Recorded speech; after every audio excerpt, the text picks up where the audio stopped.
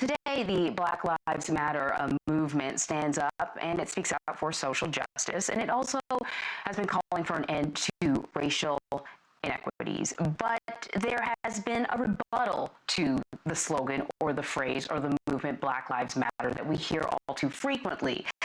All lives matter. So what does that mean, right?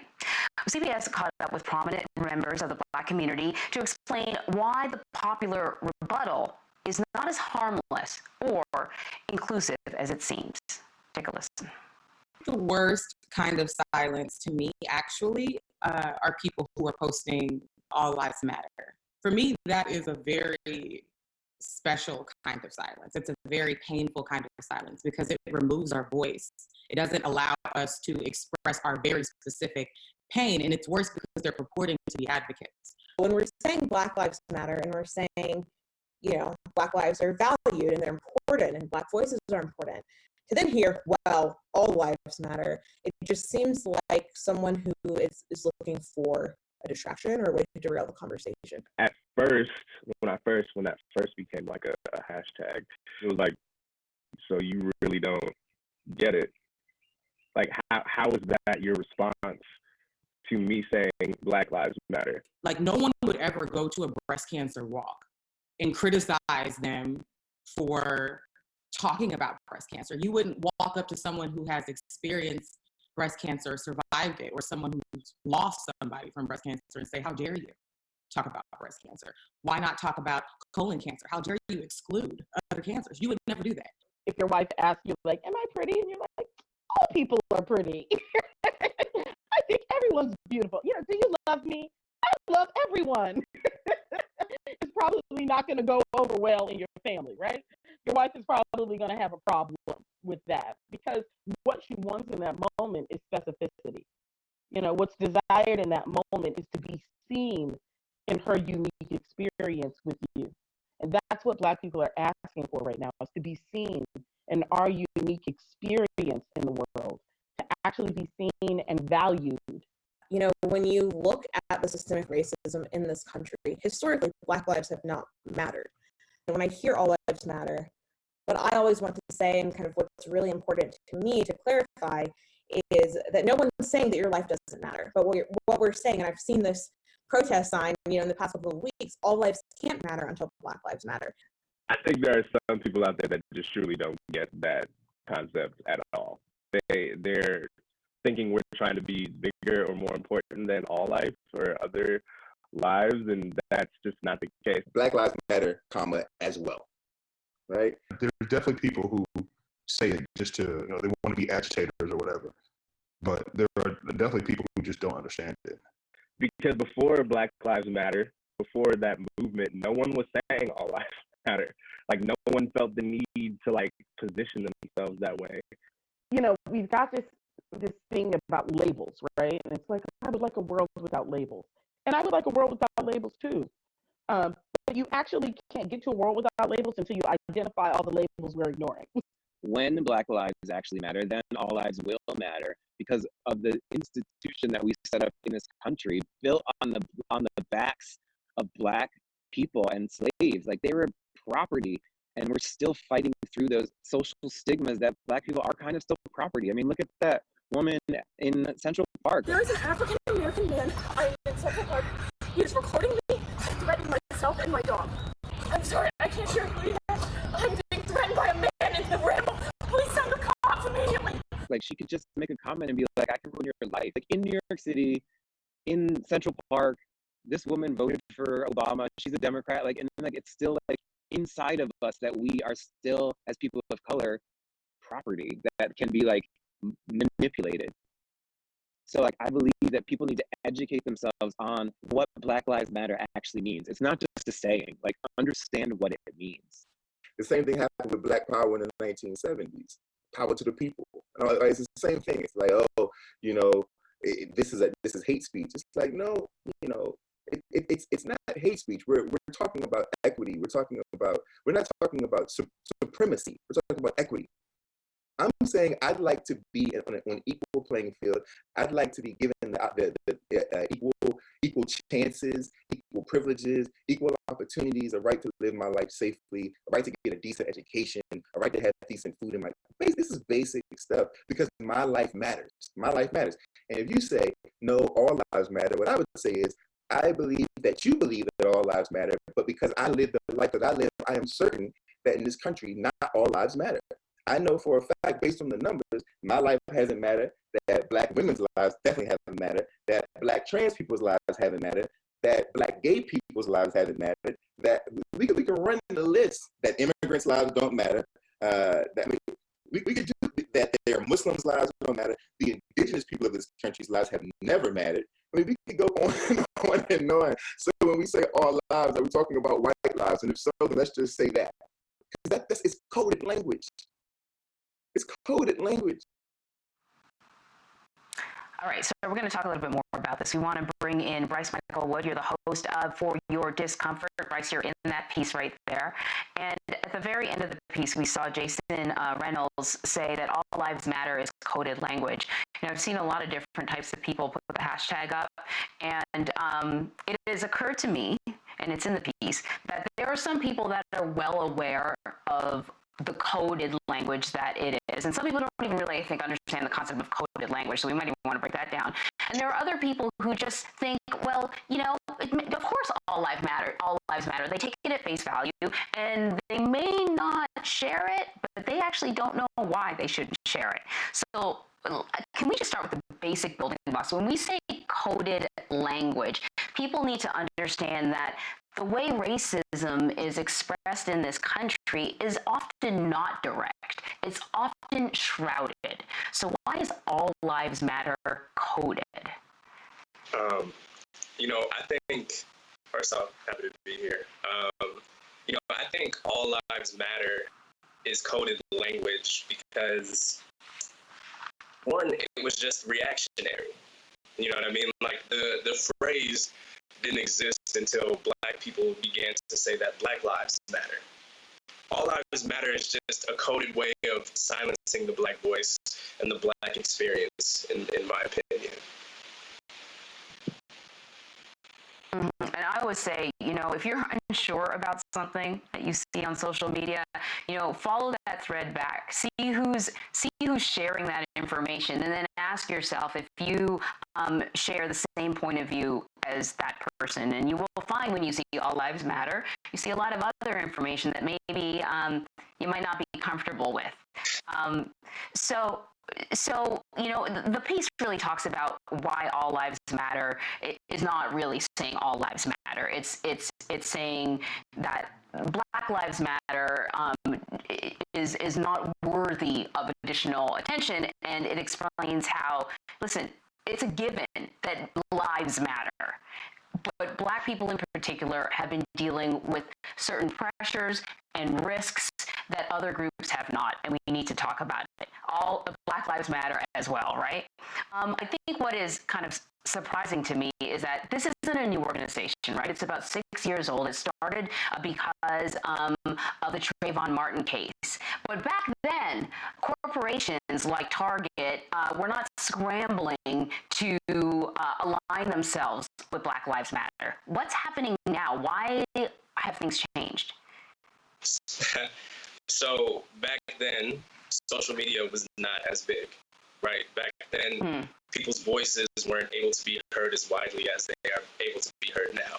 What's happening now is the fact that, one, we have video, right? We have video proof, and two, people's voices and people's platforms online have grown so big. The influence is so big now. So big corporations and big companies are feeling pressure, right? It's something I talk about in For Your Discomfort. I'm tired of the bumper sticker hashtags and the bumper sticker quotes, right? Like, there are companies out here and people that are simply fulfilling a quota, right? They are simply making sure that they, you know, were a part of Black Lives Matter when it counted. They are simply trying to be important in the moment to make sure that they are on the right side of history, so to speak. But They didn't have to be on the right side of history way back then because it wasn't as loud.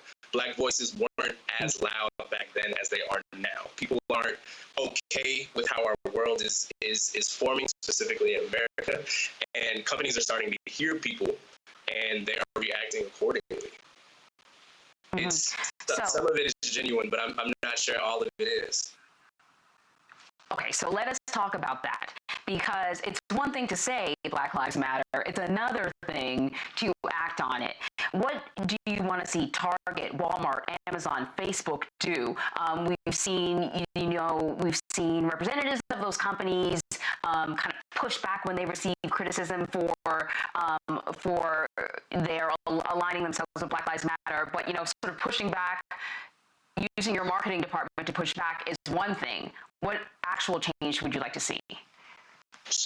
Yeah, so I think, something we spoke on before was this idea of like being a non-racist versus anti-racism, right? And the difference being one is passive and one is active, right? So in this case, marketing, putting a post out there, making sure you have a picture that is quote unquote diverse is sort of passive, in my opinion, if you have power.